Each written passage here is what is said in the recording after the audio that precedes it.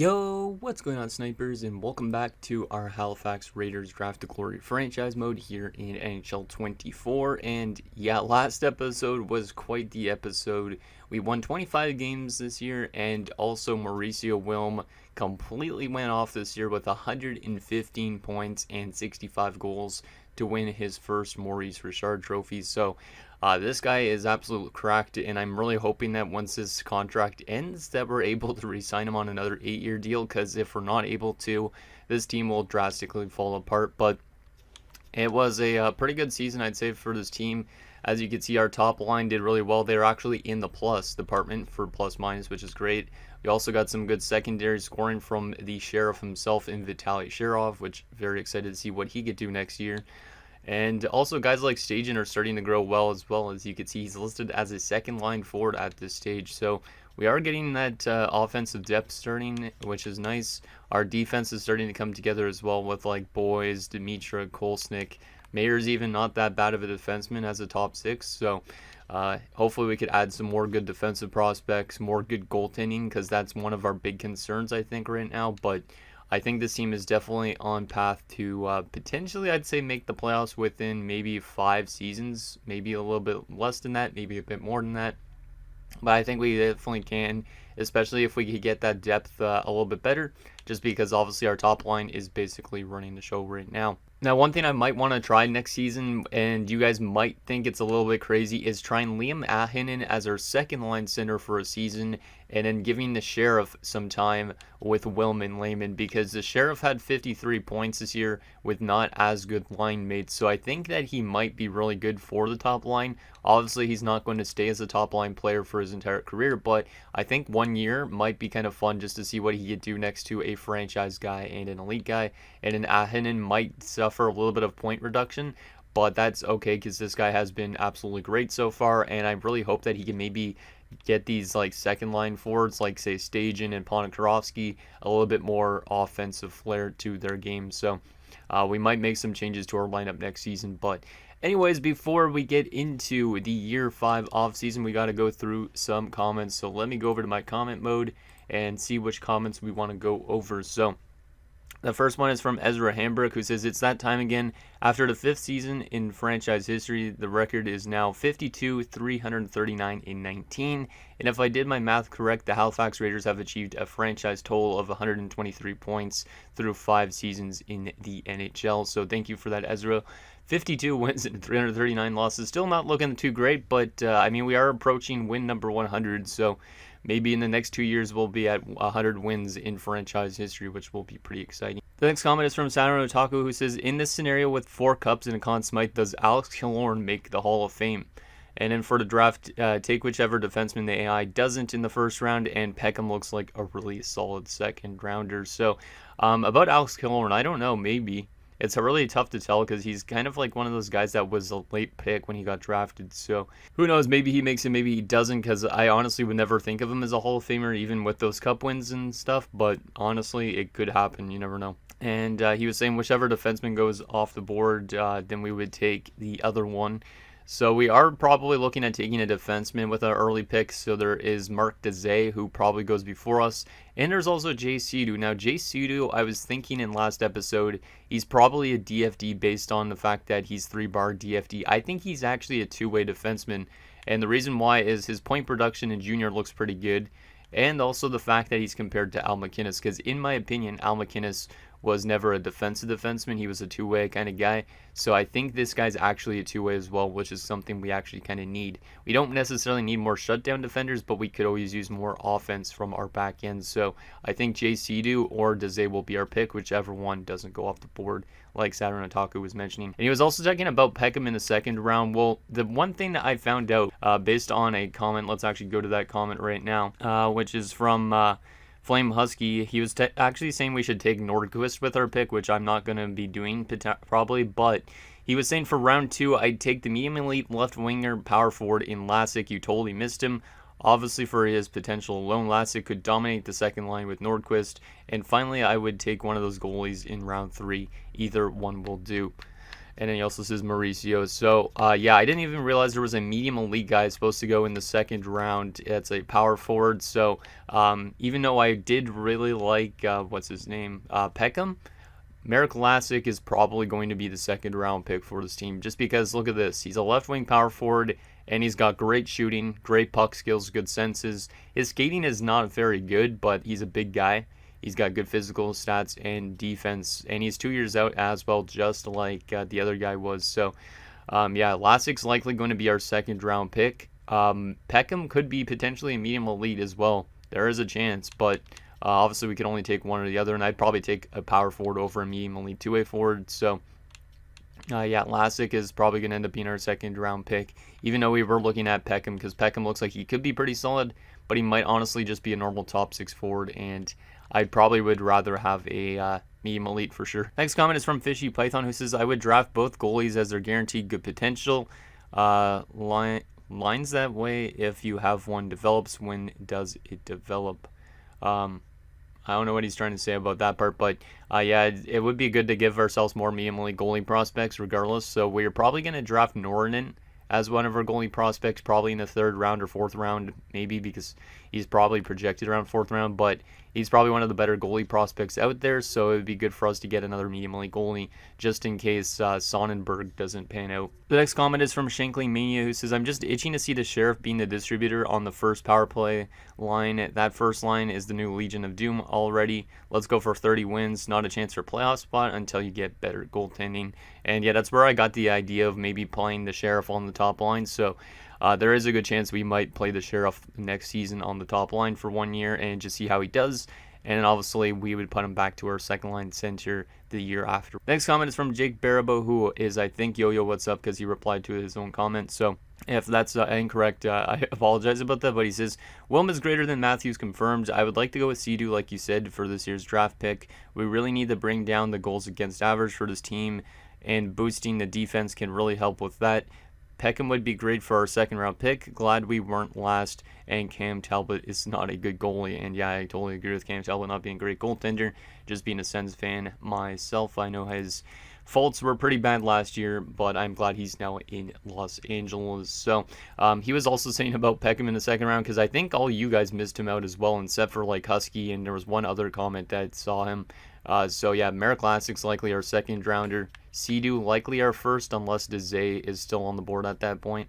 So those will be probably picks, and then Nornan likely will be one of our picks for sure as well. So we should build up a pretty solid foundation of prospects in this draft, and hopefully that's what the type of things we need going forward to turn this team into a playoff team. So let's hop into this draft and waste no more time and see what we got here.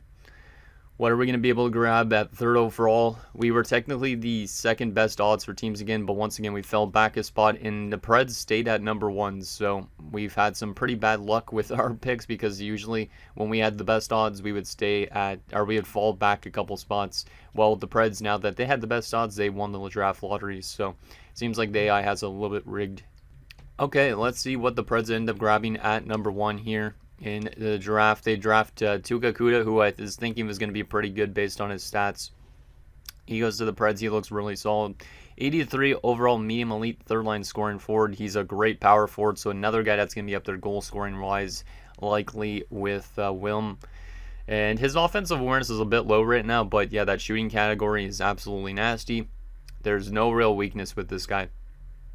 His lowest stat is his shot blocking, which is a 79, which is really good as a forward. So there you go. There's Tuukka Kuda, one of the coolest names probably in this franchise mode. Dallas at 2 does take Dezay, so we are going to be getting Sea-Doo, which is kind of funny, because if you guys watched my Houston series a few years ago, I did have a person with the last name Sea-Doo on my team. So we'll have our second Sea-Doo for a draft of glory, which is kind of neat. The last Sea-Doo I had, though, was not very great, so I hope that this Sea-Doo is a little bit better. And like I said, I think this guy's actually a two-way defenseman, not a DFD, so let's see if I am right with that. So Chase Sea-Doo, welcome aboard. I know we could technically go for Nordquist, who might be better of the two, but I think we need defensive help, not necessarily the offense right now. So let's see what he's like. He is a DFD. Okay, that kind of surprises me. That Al McInnes comparison doesn't really make much sense, in my opinion. He's got truculence. Yeah, not really the offensive type of player, but he is very good defensively. Like, he's got awareness. He's got really good shot blocking already. Good stick checking. His passing's okay, so maybe he'll chip in with some assists. And yeah, he's got the good body checking and all that too. So he might be a very old school defenseman, but hopefully that will help with our goals against getting a little bit better. I like that. I don't mind that pick at all. I know it's a little bit weird to have another defensive defenseman, but I'll take it. This is what we could have gotten Dezay by comparison. Let's just go back and forth. You can see, yeah, Dezay's definitely a bit better offensively. Dezay's kind of closer to what Boys is on our team, I think, based on that shooting and the accuracy department. So there's that. Let's see what the other guys end up being here in this early first round. Nordquist was a 78. No X factors for him, unless we just didn't scout him out. San Jose at 5 takes Skilly, who's a high top 6. So there's your top 5 of the draft. San Jose making a oof pick right there. Let's see what we can get at 35 here. See if we can get that Lassick dude. Is he still on the board? Wow, Wilcox just went in. That guy's a really solid defenseman out of the gate too. Not that we would have needed another DFD, but still, that's a pretty good pick there for the Jets. Speaking of Jets, my Jet series should be starting up probably tomorrow, just because there's supposed to be a roster update today. I'm recording this, so did the medium elite go off the board already? I think Lassick already went off the board, guys. No, he didn't. Okay, he's just not supposed to go till later. 35th pick right now. He's not supposed to go to 63. Do we have a chance to get him next round? My question, because that's the one thing I was discussing with some other people. Because, wait. So this is 34 plus, or wait, 33 plus 2 is 66. I don't think we'd be able to get him next round. I think there's a good chance that he goes, because I was thinking maybe we take Peckham in and we get Lassick next round. I think there's a good chance he'd be off the board by then. So Marek Lassick, welcome as well to Halifax. This is a great pick here. Yeah, look at that. 68 overall, medium elite power forward. He's AHL eligible as well if we wanted to play him in the AHL, but obviously he's going to be one of our top line NHL players next season. Likely this pushes the top 6 forward and Petterman back to the third line a little bit, but I do like this pick a lot. And there's his attributes. Not the best offensive categories yet, but definitely if he gets a little bit of development, he could definitely turn out to be a very solid player all around. Like, his only weakness is his balance, I think. And then obviously he doesn't take faceoffs because he's a winger, but there's Marek Lassick. Let's see how good Peckham was, because that's the only other guy I was interested in the second round here, I think. Let's see. Was he only a top 6 forward or top 9 forward? Francois goes with that little weird thing underneath the C. Top 6 forward. So there was some other solid players, but obviously our medium elite is definitely the best. And yeah, Peckham was only a top 6. Peckham was only a top 6. Looks pretty balanced though as well. He could end up being a solid player. But I do like our pick quite a bit. So thank you, Husky, for pointing that out, because honestly I would have not noticed otherwise. Okay, now that we're at 68th, I don't know if we need to take that goaltender yet, to be honest, because I think he's not supposed to go till... yeah, not till 110, so we should be able to get him next round. So I think here, you guys were saying goalies in the third round too, maybe. This guy's a fringe starter, though. That's the only thing. I don't really need a fringe starter goalie.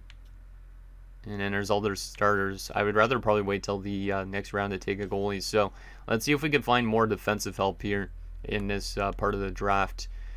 Zachary Marshall might be okay. No weakness. Might be 3 years out. Might be a top 6 defenseman. Hard to tell. What about these forwards? 3 years out. Trying to see if we can find any steals here. 4 years out. Potentially in Hoagland. A lot of guys that might be 4 years out, but they're all like top 9 forwards. This guy might be a top 4 defenseman. Tough to tell though. In Kravchenko. His strength might be a defensive zone play though. And I don't know. This is a tough part of the draft. Definitely looks like the quality dipped off. There is also Neil Konopka, who could be elite, but I doubt it. I really doubt he would go this late. We could always just take this top 9 grinder as a guy that might help out our bottom 6 a bit. So I think that's what I'm going to do, is just take Kolyakovo here. He's got good shooting, apparently, good physical. Might help out, like I said, our bottom 6 become more defensively minded. and maybe could bring in some offense to help out with the depth scoring a little bit. So yeah, let's just bring in Kolyakovo as potentially a replacement for one of those bottom 6 forwards we have. 62 overall, that's pretty solid for a top 9 out of the draft. So yeah, this guy might end up being something. We'll probably end up using him in our NHL team next season if there is room for him, which there might not be yet. There might be a few years before he ends up jumping up. And now we should be able to get ourselves that medium elite goaltender. Yes, now we can. Perfect. So now we'll grab Kimmo Norrinen, who's the 17-year-old goaltender. There's also Nylander, who you guys were saying I should draft multiple medium elite goalies. I would rather just draft maybe 1 or 2 at a time. Norrinen would be AHL eligible, but I don't know if we'll be signing him right out of the gate. It's up to you guys on that front, probably, because of the fact we already have 4 goaltenders. Norrinen would probably end up getting scratched unless we want to just scratch one of the AHL goalies that doesn't have good potential. So Kimmo Norrinen, also welcome to Halifax. 50 overall, that's not bad. Definitely more of a project goalie again, but we'll see if he ends up panning out. His athleticism is his best category.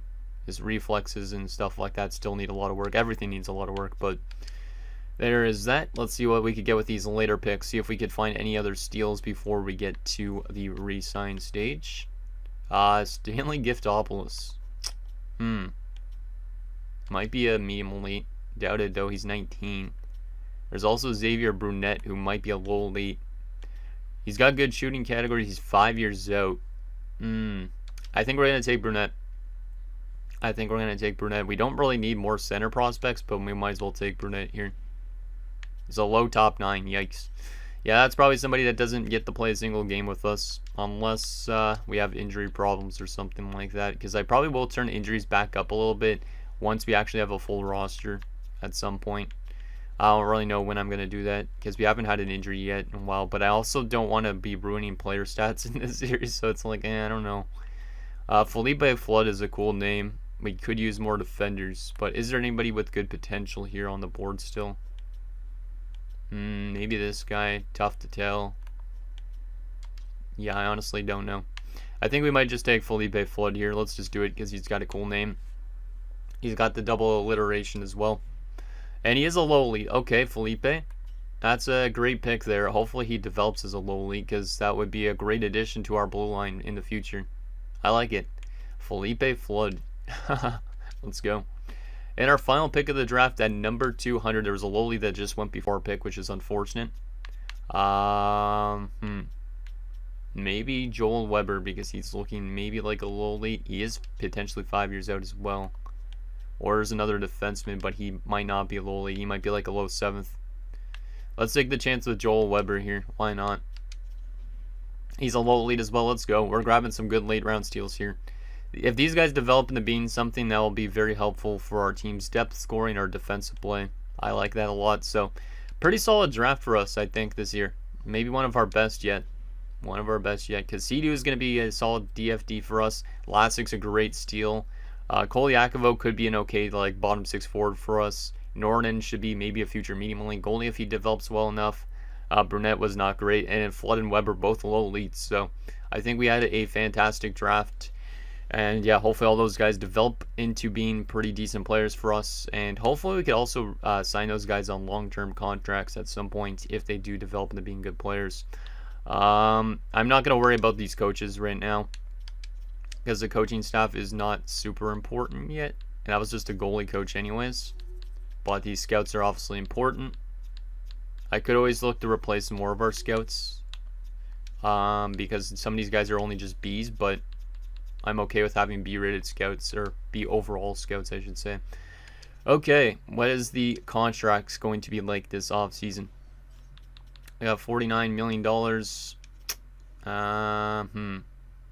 Mayer's really serviceable for now.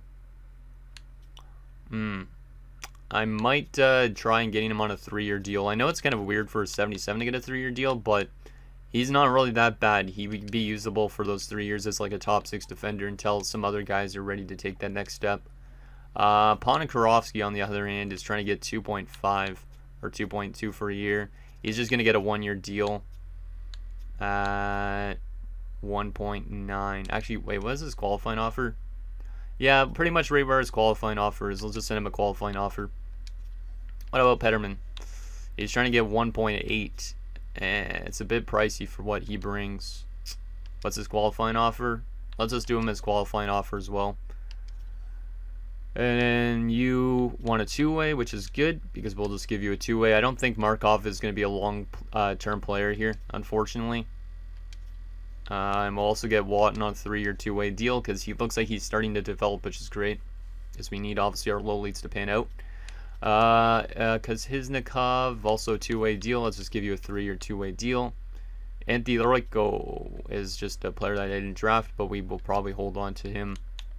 Because he's, I think, one of those cap whales, right? Yeah, he's one of the cap whales. If we need cap, he will re-sign him. Same with Rihanen.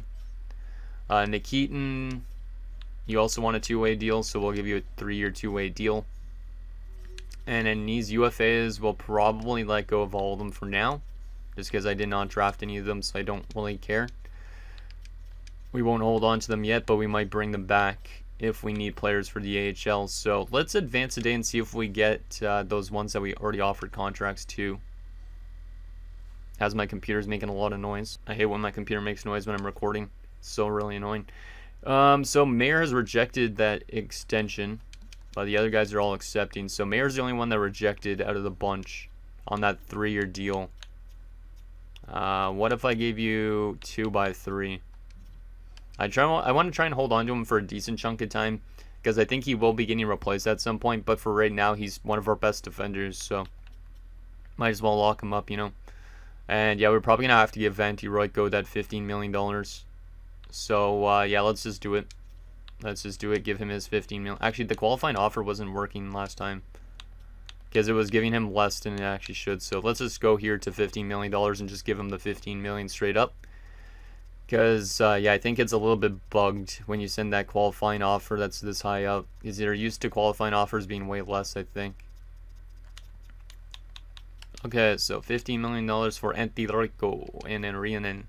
We will also give you a 1-year deal at like 14 million just to hopefully get us a little bit closer to the cap floor. Like I said, we'll probably have to sign some other players to fill out our AHL squad maybe a little bit still. So we'll get these guys signed up so we're closer to not having to overspend on our players. So there is Rianen and Antti Roitko. Let's just see on Mayer if he's going to accept. And okay. So we did get a rejection again from Mayer. Don't know why he doesn't want to take the 3-year deal. What if I do 2150? It's getting a little bit pricey on this point. There you go, 2150 for 3 years for Mayer. He has accepted. These two we should get for relatively cheap.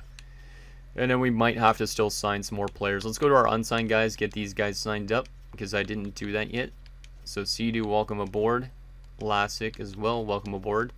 You guys are both probably NHL bound. Yeah, probably both NHL bound. Sidu for sure. Kolyakovo, you might be NHL bound. You might be back to junior for a year. Brunette, you're probably thrown to the AHL. Same with Flood and Weber. Let's get you all signed up. Perfect. And then also, do I sign Norton? He's almost as good as Sonnenberg. If I was to sign him, I'd probably have to scratch out Frederick Goalie, which I don't know if I want to do.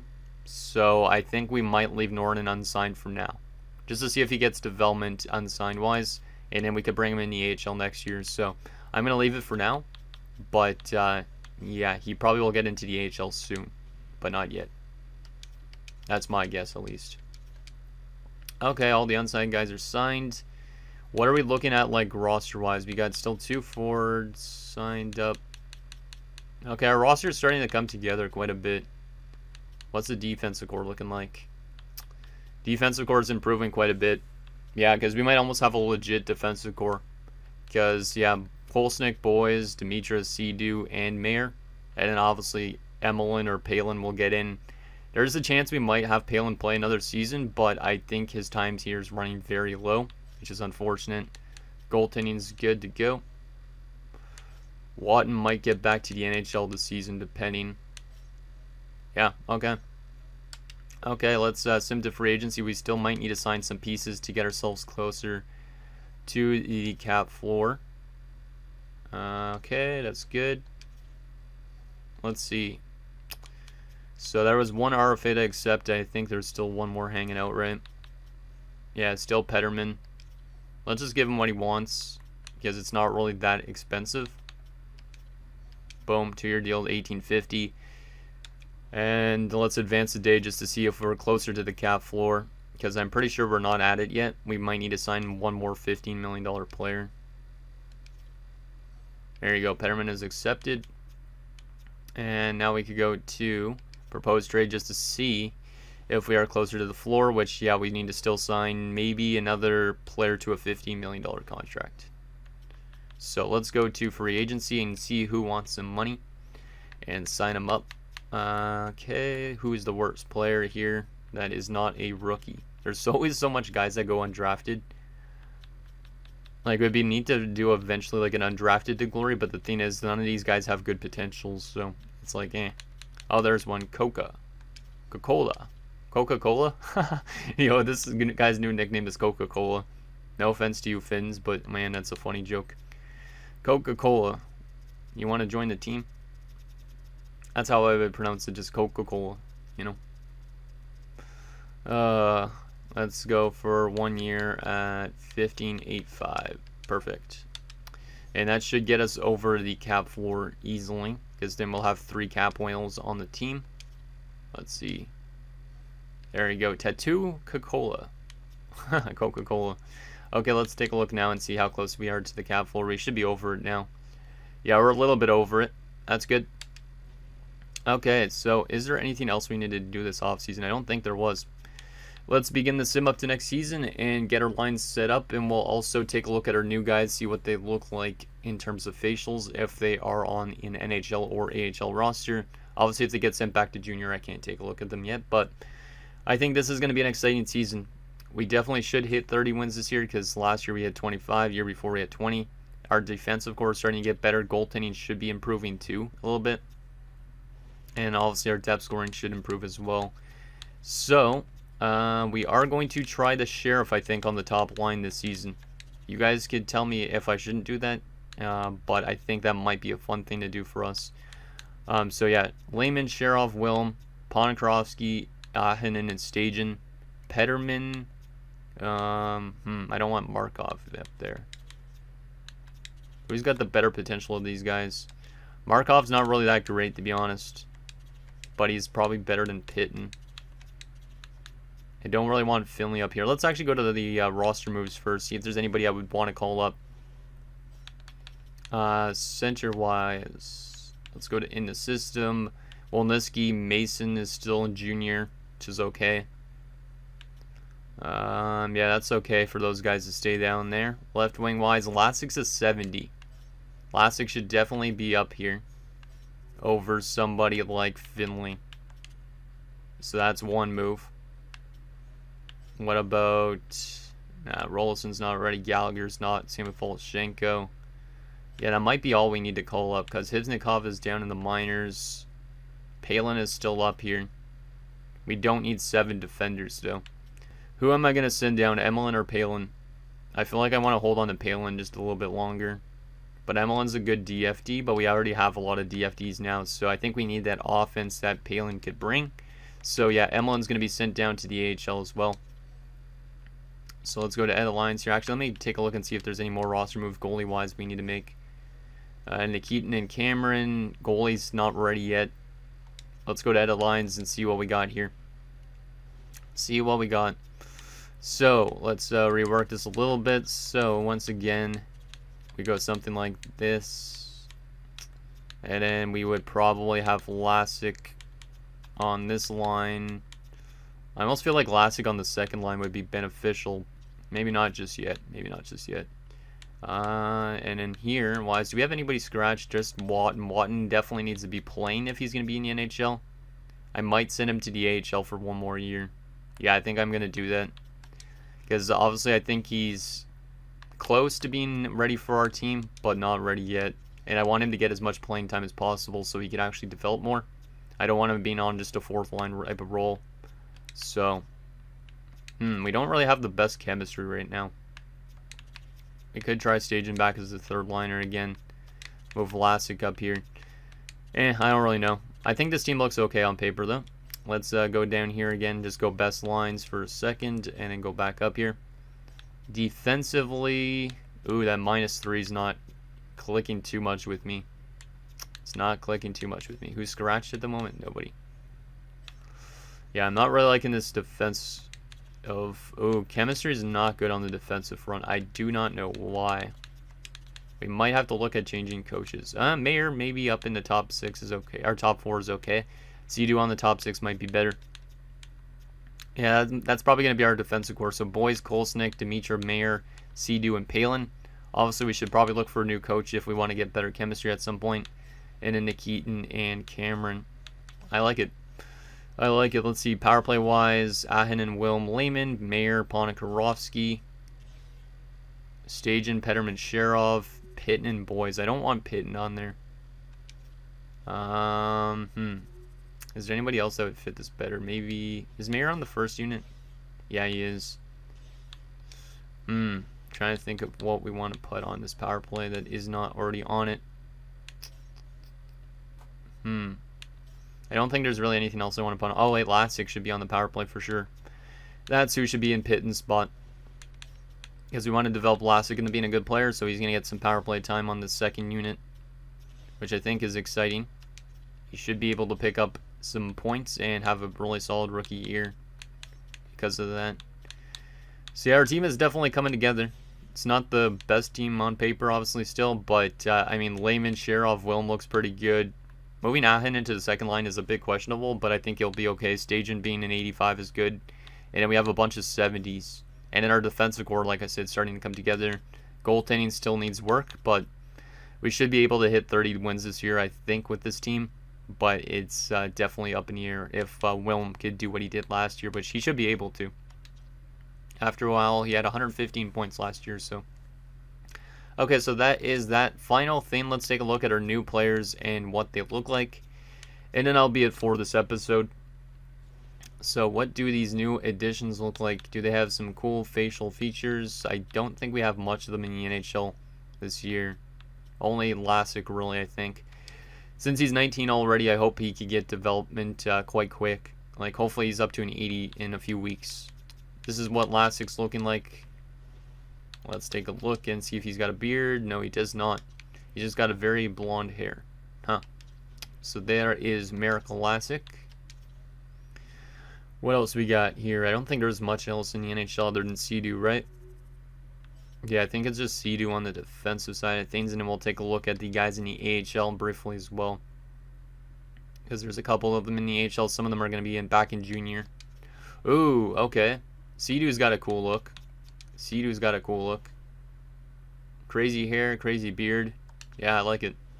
So there's Sea-Doo rocking the 17. Love to see it. And let's take a look at our guys down there in the AHL. And no, I don't think I'll ever customize my AHL team, but maybe at some point we'll customize AHL teams in our future draft categories. So we do have Felipe Flood to take a look at, who we just drafted. I'll probably adjust the AHL lines after this video ends, just because I need to get that done with as well. But here is Felipe Flood. He does have a beard in the playoffs. Pretty basic look to him. Looks very serious. Wait, did he have a Sherwood Retro? No, he doesn't. He has a True Hockey A6.0 HT, I think, or something like that. What else we got here? Watton's down there still. Yeah, I think that might be it already. Actually, there's Weber. One of our other late round picks, Joel Weber. Let's take a look at what he looks like. Hopefully he gets some good growth since he's low elite. It'd be nice to see him in like the 60 range at the end of the year if possible. Let's see. Considering he's a winger playmaker, which is nice. And he looks pretty basic. Doesn't look like he's 18 years old, I could tell you that much. Definitely looks more towards the end of his career than the beginning. So there's that. And final player, I think there's one more. Yeah, I think it's just Xavier Brunet. Or Xavier Brunet. I think it's how French people pronounce Xavier. Is Xavier. Let's see. Oh, wow. He's just got the typical little stash. Blonde hair, too, which is kind of weird.